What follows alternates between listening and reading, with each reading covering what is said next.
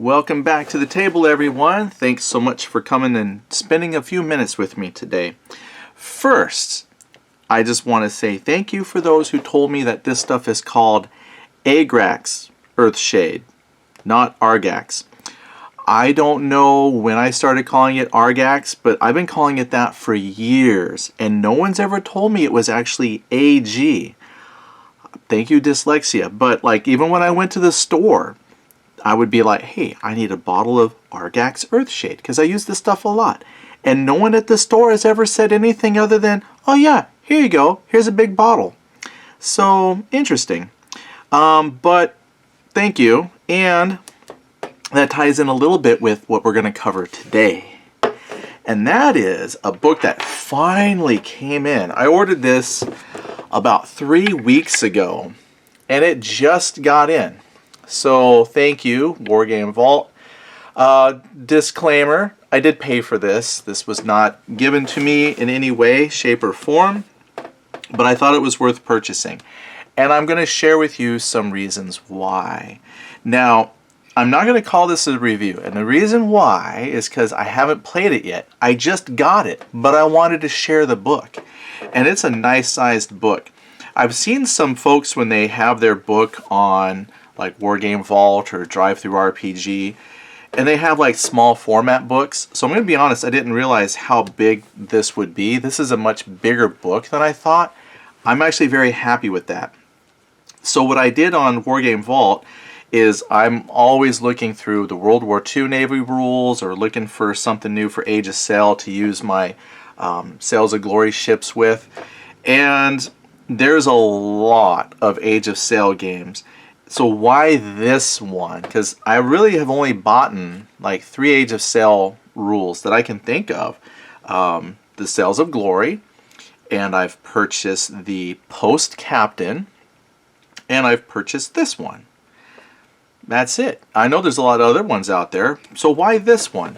Well, that's what I want to talk to you today about, is when I was thumbing through it, why. First of all, when you go to Wargame Vault and you look up War by Sail, there's a video, and I believe it's by the person who created it, and it shows the game in action. It's like an hour long, but it's pretty good. I have to admit that without having seen the book up to that point, watching it, it left some questions, but there were some things in there that I thought were pretty good. So by getting the book, it's now really helped to cement some ideas that I saw in there, and I'm like, you know what, that's not too shabby for quick play rules with a little bit of crunch to it. And that's primarily what interested me. It is quick play. You can play quite a few ships per person, and it still has some crunch in there to make you feel like you're shooting lots of cannons at other ships. Now, I purchased the PDF book combo. So I did have the PDF. I read through the PDF once. However, now that I have the book, I actually learn better by having the physical book than I do through PDF. That's me. But I got the PDF because there are some play aids you need to print out. And I didn't see those separately listed on Wargame Vault. So you could cut out the pictures from the back of the book. Now there is a Facebook page. I went and I said hi on it. And I didn't look to see if the Facebook post or if anybody else on the internet has the play aids for you to print out separately. But by purchasing the PDF, I have all of it. So I can play the game. I don't have to rely on hunting stuff down. And it wasn't that expensive to pay for the PDF and the book. I think with the discount, the PDF was like pretty much free versus, you know, buying the PDF, and if you liked it, then going and buy the books. I just bought both, and I felt fine with that because there's a lot in here. Anyway, just looking at the cover, let's look at the back here. So it's really nice. It's Ostfront Publishing. They do a lot of World War II stuff. Based on this, I might look into some of their other stuff too, because I was kind of happy with this. But one of the things when I'm flipping through rules at Wargame Vault is it gives you like a page count. And sometimes I'll be looking at something and it says, you know, page count of 10, and they want like $15. I'm like, well, that better be a really good 10 pages. But for the price, and I don't remember the price now, and there's sales and things, so, but it wasn't unreasonable. And it has a very hefty page count. For instance, here, if I go past the little play aids, not counting the play aids, and I'll show you those in a second. It's a very gorgeous looking game. 200, well, that's a ship sheet. Let's say 209 pages of book. All right. Luckily, a lot of that is not all rules. It has information you need to war and sell ships from 1550 to 1815. It's great. And it really does provide that for you. So instead of saying you can fight all of those eras on 10 pages of rules, you can fight those eras on the 200 pages. So here's how they do that. Now, the PDF, real quick, I didn't have it here on my tablet to show you, but it does come with two versions of the PDF. There's a printer-friendly black and white one, and it does rip out some of the pictures and the play aids, but it also comes with the full color PDF, which includes the play aids. And then you can print off and make your play aids. You don't have to cut the pages from the book or photocopy them from the book. Speaking of binding, the first thing, I mean, this is a soft-bound book with what I call it standard binding, right? Soft-bound, all the pages are kind of glued in here. So far, I've just been fiddling with it. It's not falling apart, but I haven't tried to lay it flat either. I'm actually thinking of taking this down to my local friendly printer and having them spiral bind it. Just cut off this last section and spiral bind it. And I think there's enough of a margin down here where that won't interfere with anything. And, you know, I might go with that. But otherwise, the quality is pretty good. Because this was kind of the lower quality paper, you didn't see like the high quality print or low quality print. It was just like, do you want the soft book and PDF kind of a deal? This, I think, it's fine. I can see where it's just the ink is kind of soaked into the paper, which obviously you want the ink in the paper, but I mean it doesn't have like the glossy paper of like more expensive rule books, but I think it's very readable and it's a very good size. So you got your table of contents, all very readable. I'm very happy with this. Again, I read the PDF, but just having the paper version of things does give me a certain amount of happiness and tactile, and it is very, very clear print. Like I said, it's just very nice to read. I like the fact that it's written in kind of like the paragraph format versus just your 2 columns of rules, kind of that old school feel. This reads very well. And the thing that I thought was interesting was their turning gauge, which if you watch the video, it is this square, and you cut it out so the middle part will sit over a ship, and then you can face it. But when you make turns, the only thing I'm going to say is that looked a little wonky in using the gauge is you have to like hold it over the ship and underneath it, turn the ship so it follows these lines, this outer circle. And the only thing is I don't know to what scale, like I think if I remember, I read so many rules, I sometimes incorporate my own rules when I forget something. I think this was originally for 1/2400 scale, so I don't know for sure. I was seeing if I could find it here. Yeah, well, this is from the author's collection, 1/2400 scale. I play in 1/1000 with this Sails of Glory ships, so I don't know if this will make a big difference in using this gauge, or if I have to blow it up and make it bigger to accommodate 1/1000 scale. It's like almost double the size. But I'll print it out as is and see how it feels turning ships using this gauge. It's going to make the ships turn pretty tight versus if this was a bigger scale. So there was, you know, that might be something for you to consider is, okay, well, when I print these play aids, do I need to make it bigger? But it basically goes right into the rules. And again, they're pretty easy to read. And it has a lot of things that makes it feel like an Age of Sail game. You know, your wind on the gauge, it helps you quickly identify if you're facing, you know, close hauled or in irons, if you're in the wind, and it's got rules for, you know, backing out of it and whatnot. And this activation phase, you're going to get a certain amount of dice based on the amount of ships that you have. Then they make crew checks. You roll the dice. You see what ships can activate. That was one thing I was at first kind of like, well, am I going to like that or not?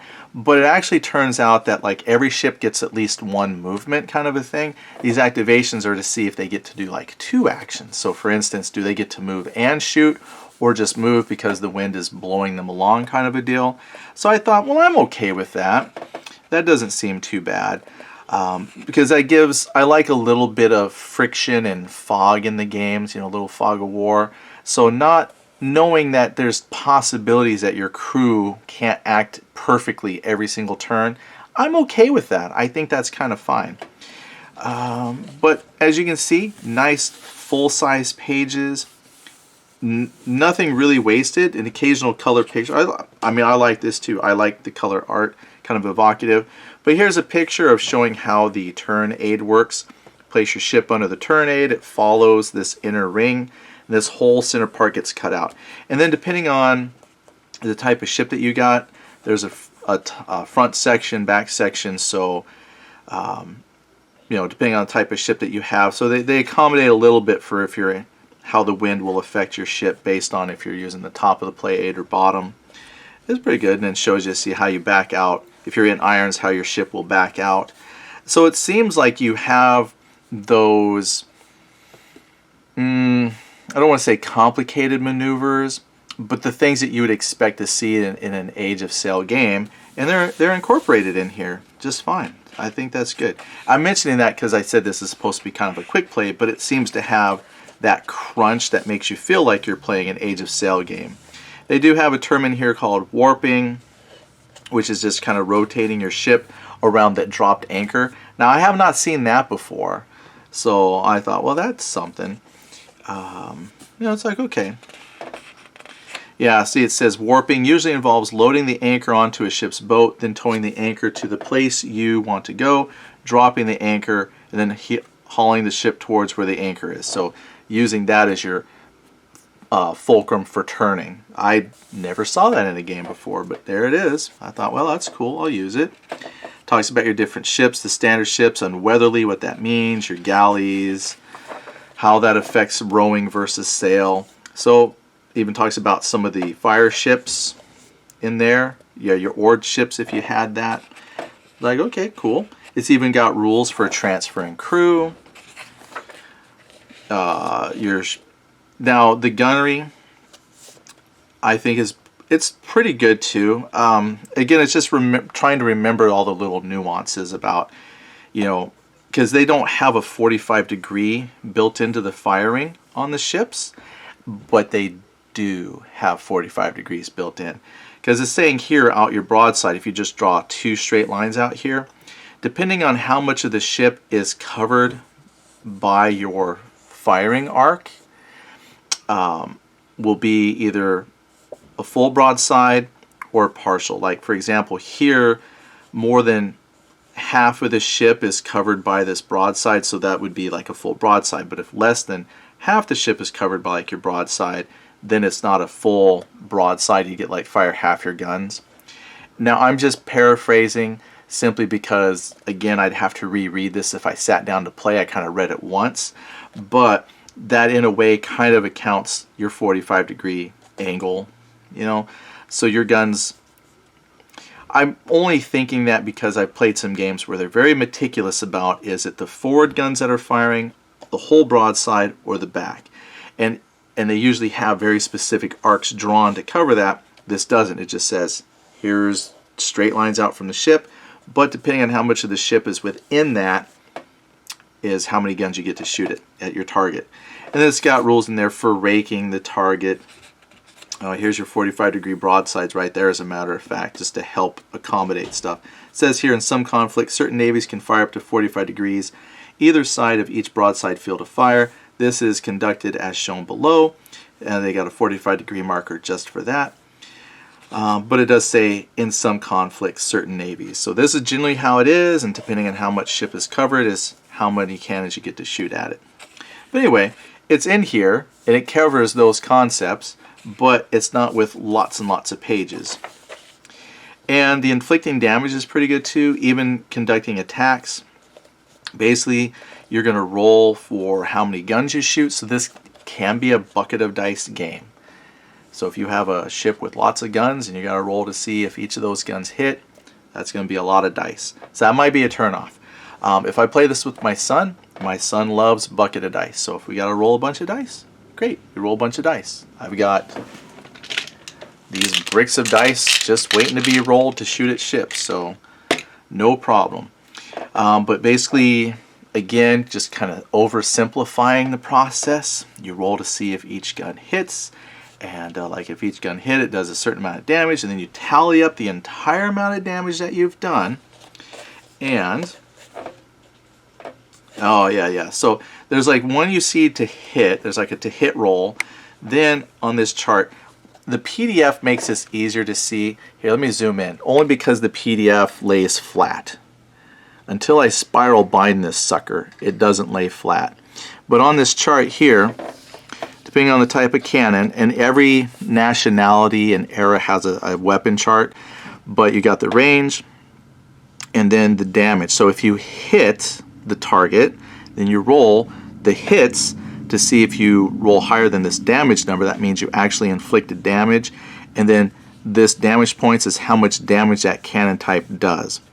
Once you've added up all the damage, you have a chart over here which then tells you, based on how much damage you did, based on the type of ship. So like if it's a big ocean going ship of the line first rate, it might be a structure rating 5. If I did 34 points of damage from this side chart, I would just look across and go, okay, based on the fact that that's a structure rating 5 ship, you suffered 1 crew damage and 2 structural damage to the ship. Whereas if this was a very small ship that only had a structure rating of 1, and I did 34, oh good, it's still 1 crew and 2 structure. And it's cool because they explain some of this stuff. That means that ship was weak enough that the shots passed right on through. And then here, against that structure 5 ship, that means you barely penetrated. Barely did anything. So it's kind of cool how they take into account the fragility of a ship in this one chart. But at the same time, if I did 1 point of damage on a structure rating 1 ship, I did 1 crew casualty, but no effect on a structure rating 5. So I just thought that was kind of neat, where 34 plus points of damage blows through a small structure rated ship, but on a heavy ship barely does any damage.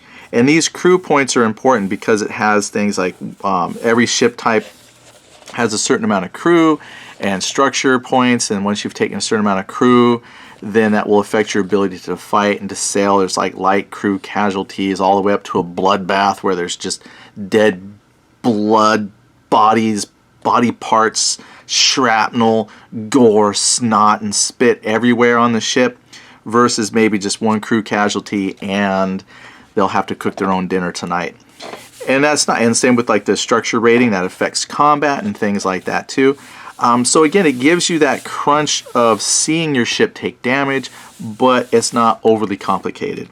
I may have over-explained or under-explained, but it's really not that bad. See, even here is a little chart where it shows, based on your ship's original structure rating, the casualties. So like if you're a structure 1 ship and you take that 1 casualty, you're in a bloodbath. There's snot and spit everywhere. And it says, a bloodbath, the ship can no longer make attack actions or conduct grappling.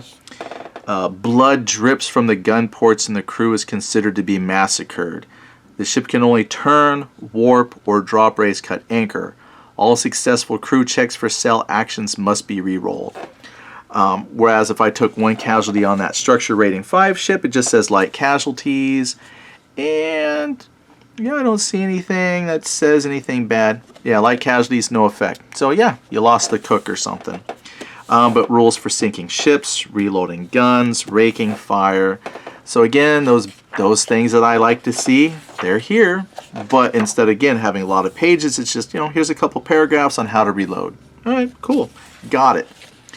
There's a fire table. Okay, my ship is burning. That's on there. Spreading fire from ship to ships if they're inner near contact, how to grapple so you can do boarding. There's rules for boarding. And we're on page 22. And there's your boarding actions, anti-personnel fire, so you're trying to repel people. You got captured ships, rallying a surrendered ship, even mortars, a little section on mortars. So I'm loving it. It really hits a lot of those things that makes you feel like Age of Sail. Ramming, collisions, morale. Okay, when do we start to surrender? Do we surrender, or do we just keep playing till everything sinks? And then it's even got some shore stuff. So this first part will cover most every naval engagement you have, even if you don't ram or anything like that. But gunnery, moving basics, not a problem. But he's also got in here the fort's coastal batteries are in here. Great. And then here's a quick reference sheet. And again, that's why I didn't mind getting the PDF, because I knew the PDF would have these where I could print them out instead of cutting them out of the book or trying to lay this flat on a photocopy machine. So everything you need is right there. Now, this is the part. So that is, like, if you wanted to include everything, maybe 26 pages of rules, and that gets you a really good, covers everything sail game. I think it's going to be great.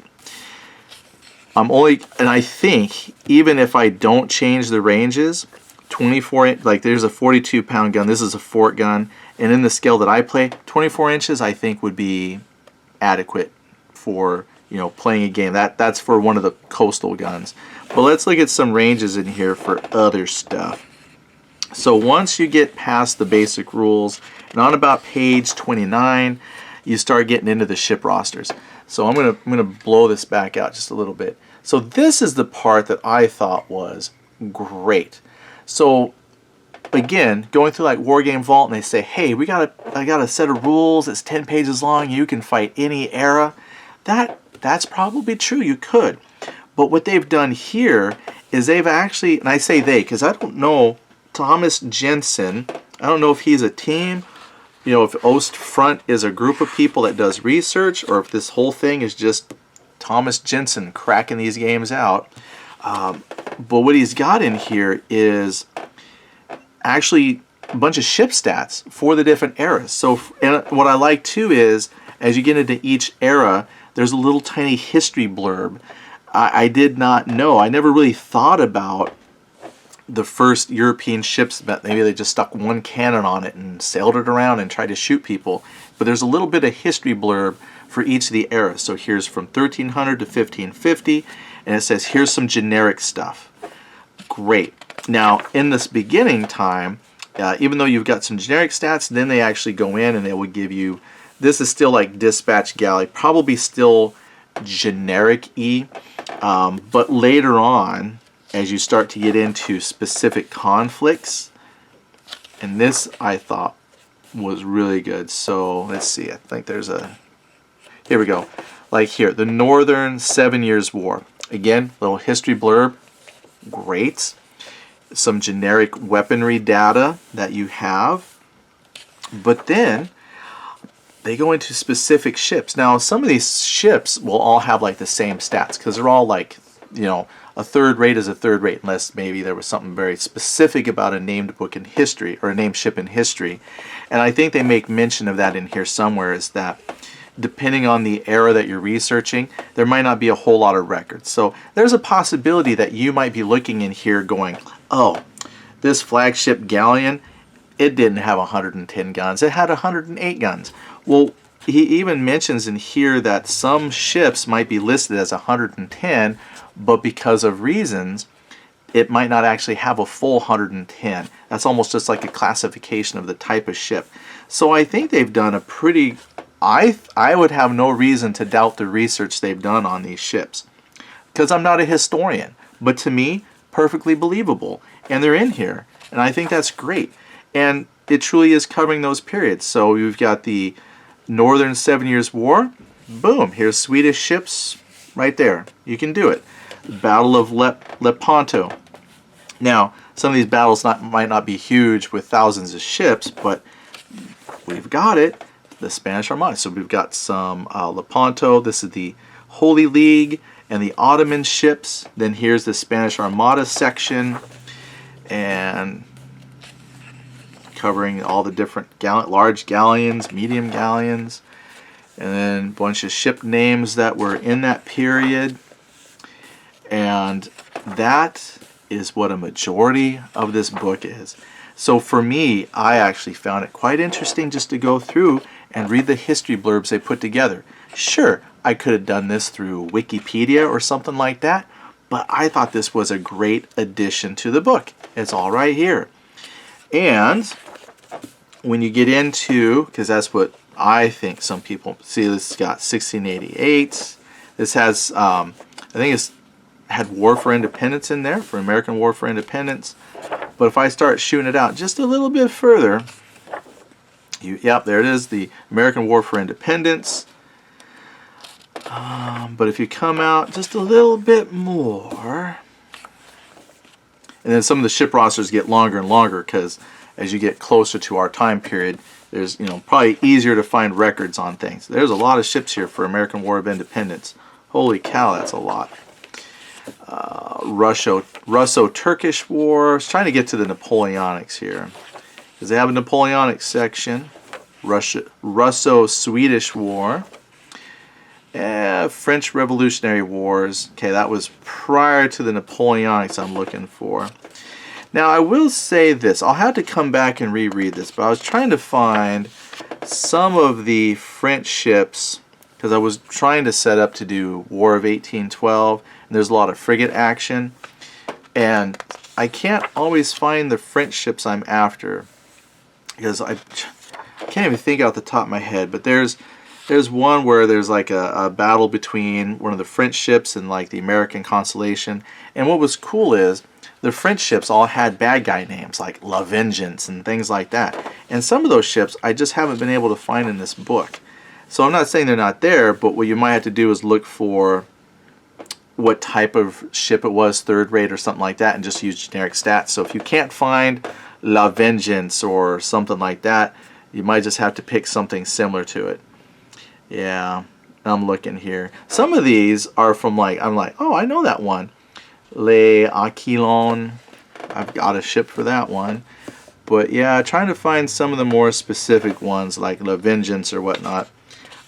I didn't see them in here. Not saying they're not there, I just couldn't find them. But there we go, Napoleonic Wars. And then you get into, again, lots of ships. Mars, Orion, Repulse, Revenge. Yeah, even the British had bad guy names on some of their stuff. Let's see, who is this? Trying to see British crew ratings. Okay, more British, more British. And then generic Danish ships. So quite a few covering through the Napoleonic Wars. But just to give you a kind of a overview, that's pretty much what you get in the book. A nice, I think, a set of rules and a really nice book with lots of data on your fleets of different eras you would like to game in. There's even a little section here where he talks about making some cotton fired markers or ship on fire markers, but they fired. Cool. Little hobby tip for you. And then a ship roster. So the thing that I actually liked about the game is some of the games I play, your ships are all tracked on data sheets, and I sometimes love ship data forms. I think they're great sometimes. They can be pieces of art depending on the game. My favorite ship data forms, if you ever have a chance, look up Star Blazer's Fleet Battle System. I think their ship data forms are the best. They're great. But sometimes I like the idea of placing markers down. But the game includes a ship form for tracking your ships if you wish to use it. Here is the wind gauge. Here's that 45-degree firing indicator we talked about. And then here's the turn gauge. Like I said, I'm going to print this out, and I think this was for 1/2400 scale. And if I wanted to, I'd probably have to I might have to print this. I'm not sure how I'd print this out. because if I double the size to try and use it with 1/1000 scale, it's not going to fit on one piece of paper.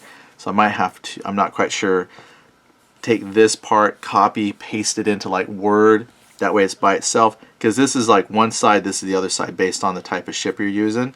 Because if you look, the in irons is different than the in irons here. So there is a difference. This is designed that you print it, fold it, and that way, depending on the ship type you want, you just flip it. But I may have to just take this one, double the size so it fits one sheet of paper. If it might even be too big to double it onto a sheet of paper, so I can print it out to cover 1/1000. So, you know, I'm not quite sure how friendly this gauge will be for different scales that you might play in. However, speaking of the counters, this I like because depending on the damage that your ship takes, you just put on there, okay, if it's a bloodbath, I just put a bloodbath marker. I sometimes like that because trying to manage a lot of data sheets for your game can be kind of a pain. It just really all depends on the mood I'm in. I do like markers sometimes. That's one reason I don't have a problem with Sails of Glory. That uses a lot of chits and things that you got to put on board pieces. Here, just put the little status markers on the ship, and these are actually a pretty good size because the 1/1000 scale ships, I don't think these are going to be too ridiculously big. They fit on the bases of the Sails of Glory ships I'm using, or if you have bases that you're using. And you just, you know, set it out there, and you can quickly look at a ship and go, okay, that one is blazing on fire, or I can see there's dead people all over the ship. Because I think that if you were on a sailing vessel and you're just within inches of your enemy, you could probably look over and see that they're kind of messed up. So just being able to quickly look at somebody's ship and go, oh, yeah, okay, this is what it's got going on, versus I got to track down somebody's ship data form and see what's happening, it's great. So that's, again, why I got the PDF. The PDF, you could also print out your forts, longboats for if you deploy longboats. It's even got little fired markers, like if you did your chasers and your ports. It's cute. You know, you can make them bigger if you want. If your ships are bigger, yeah, make them bigger. But that's cool. Like, I'm thinking in myself, it's really neat that they try to include little things. Like most people, they don't have fired markers, or they make their own, or they got cotton ball, whatever. But you got to do that yourself. So I thought it was kind of cool that he's included that. And there's activation tracker, so it's by dice. You know, you have a certain amount of dice roll to see who can activate, and you got them on this tracker here. One thing I thought was cute was normally, and I forget, so let me oversimplify the explanation. Okay, I'm going off my memory, which we know, or if you don't know, going off my memory is bad because, again, I fill in gaps with other games. But from what I remember is you roll like a crew skill check to see if they can activate a ship, right? So if you had like 5 ships, you roll 5 dice, and let's just say, for instance, you got some ships here, and you roll to activate them, and let's say I can only activate 3 ships out of my 10-ship navy. Well, you put them here, and then as you activate ships, you can take this, stick it next to the ship, kind of like bolt action or something, and you know that ship's been activated. And you pick which 3 you want to do the extra actions.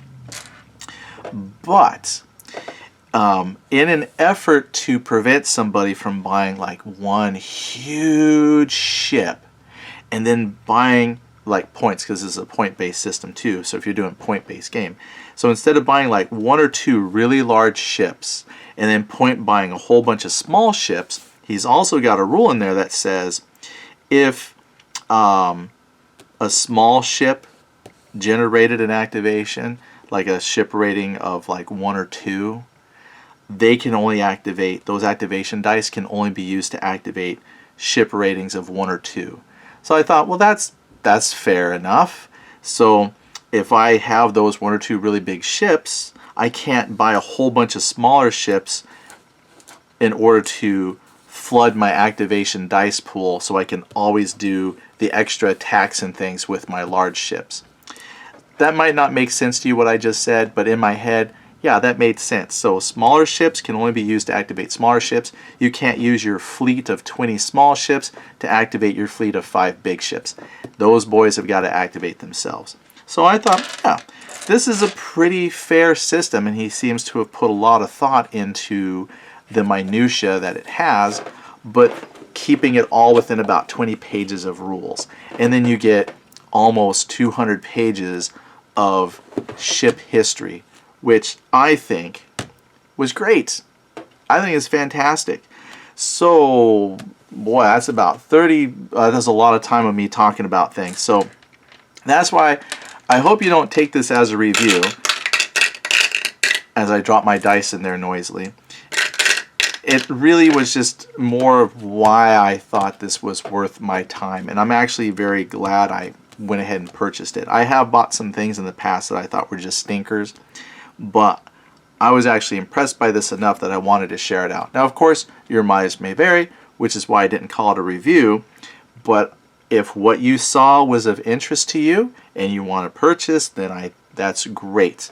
If you saw this and you said, hey, yeah, that's not for me, well, then I hopefully, have given you some information to go on. If you have specific questions about the game, don't come to me yet. Give me a chance to play it and learn it, but go to their Facebook page. I think if you go to Wargame Vault, there might be a link to the Facebook on the Wargame Vault. I'm not sure. I'm not sure how I made it over to the Facebook page, but I think if you just search War by Sale on Facebook, you'll find a War by Sale Facebook page. And you could probably ask your questions there, and you'll get some answers. So if you have specific questions that were not covered by my overview, ask them there, and I'm sure they'll help you out.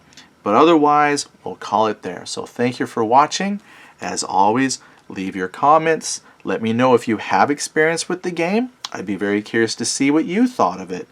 If you liked it, or even if you didn't like it. And if you didn't like it, tell me why. That way, as I'm trying to learn my way through, I might be going like, oh, I see why you didn't like that, because I've encountered that. Otherwise, have a good night. Thanks again for watching. I'll talk to you later.